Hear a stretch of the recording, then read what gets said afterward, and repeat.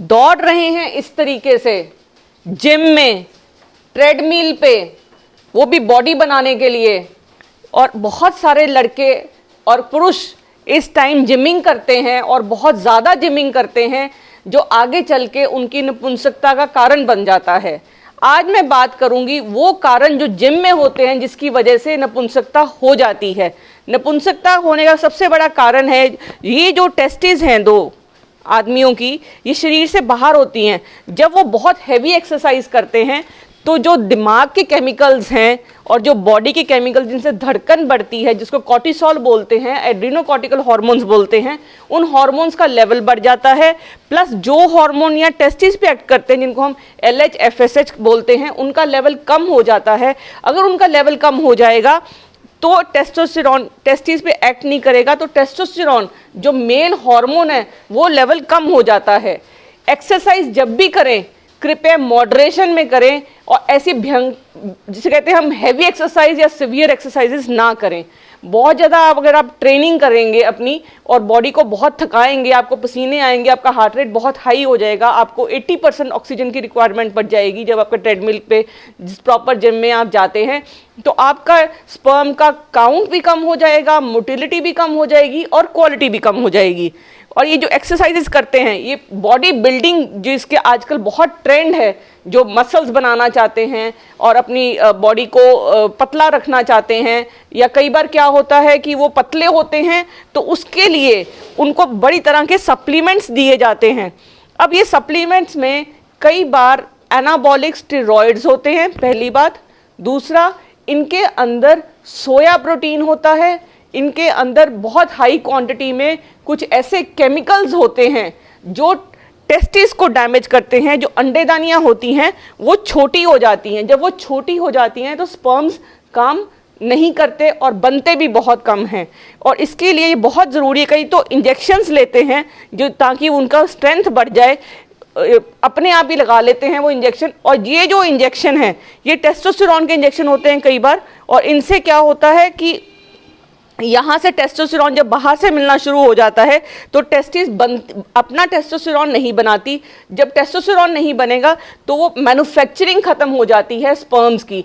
आज तो इतना फ़र्क नहीं पड़ेगा, जैसे कुछ सालों बाद आप प्रेगनेंसी लेने की कोशिश करेंगे, यंगर डेज में आपने बहुत जिमिंग करी, बड़े सप्लीमेंट्स लिए, तो आपको ये प्रॉब्लम आएगी, पहली बात। दूसरी, आजकल हम सोया चाप वगैरह बहुत ज़्यादा खाते हैं, तो आदमियों को सोया नहीं खाना है क्योंकि उसमें इस्ट्रोजन्स होते हैं जो फीमेल हार्मोन है, तो टोटली नो है, खासकर उन आदमियों के लिए जिनके स्पर्म काउंट्स कम हैं। दूसरी बात, उनको तला फला बिल्कुल नहीं खाना चाहिए, अपना वेट कंट्रोल करना चाहिए। मोटापा जो होगा और मोटापे की वजह से उनका जिम में जब वो जाए तो एक्सरसाइजेज जो हैं वो माइल्ड एक्सरसाइजेज करें पतले होने के लिए। सडन वेट लॉस करेंगे, बहुत ज़्यादा एक्सरसाइज करेंगे तो उनके जो हार्मोन्स हैं उनमें प्रॉब्लम आ जाती है। हार्मोन्स की प्रॉब्लम आने की वजह से जो स्पर्म काउंट है वो कम हो जाता है। सपोज आपने स्पर्म काउंट करवाया चेक और वो कम आया, तब आप क्या करेंगे?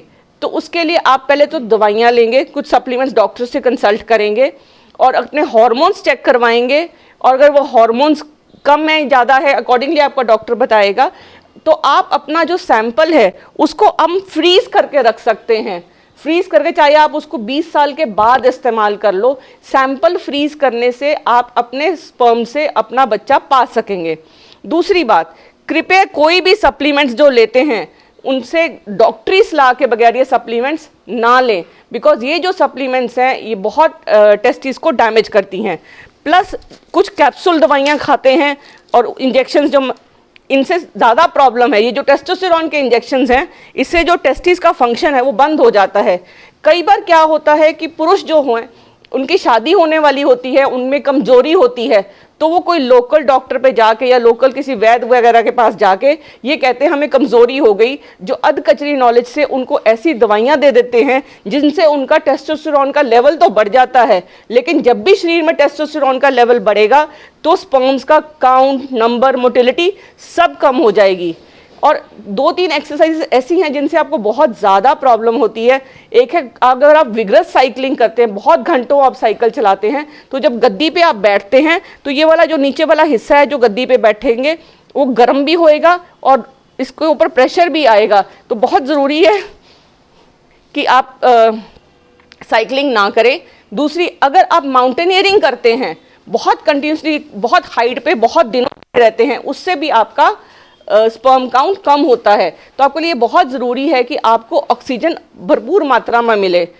तीसरी चीज़ ये है कि जब आप रात को सोते हैं और अगर आपको रात को सोने में सांस कम आती है या स्लीप एपनिया बोलते हैं, जिसे खराटे मारते हैं कई लोग, उनके भी स्पर्म्स में प्रॉब्लम आती है। तो अगर हम इन सब प्रॉब्लम से हमें बचना है तो ये बहुत ज़रूरी है कि हम जिम में कोई सप्लीमेंट ना लें, और अगर हमें सप्लीमेंट चाहिए तो हम अपने वेजिटेबल्स, फ्रूट्स और अखरोट का बहुत महत्व है। प्याज है, गोभी है, पालक है, कद्दू के बीज हैं, दालें हैं, ये जो सब्जियां हैं, इन सब से स्पर्म्स के काउंट बढ़ते हैं।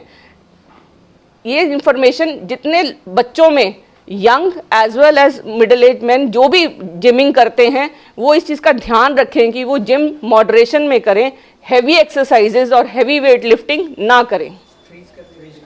और फ्री, जिनको सपोज कई आदमी ऐसे होते हैं जिनको स्पर्म्स उनको कोई बीमारी होती है या कोई ऐसा काम करते हैं जिसमें टेस्टिस डैमेज होने का डर है, उनका लेवल आज लो आया है और हो सकता है उनके हार्मोन्स ख़त्म हो रहे हों, तो जो लेवल उनका आता है उससे वो अपने स्पर्म्स को इस तरीके से इसमें फ्रीज कर सकते हैं। इसका टेम्परेचर होता है -196 डिग्री सेंटीग्रेड, और इसमें आप जो स्पर्म्स हैं अपने बड़े सालों तक फ्रीज करवा सकते हैं एक सेंटर के अंदर।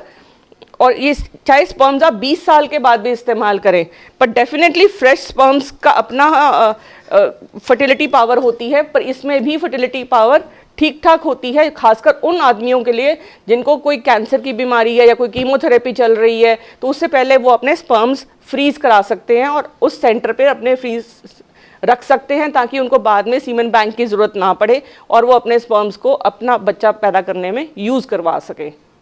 ये ज़्यादा से ज़्यादा इन्फॉर्मेशन लोगों में फैलाइए। Thank you.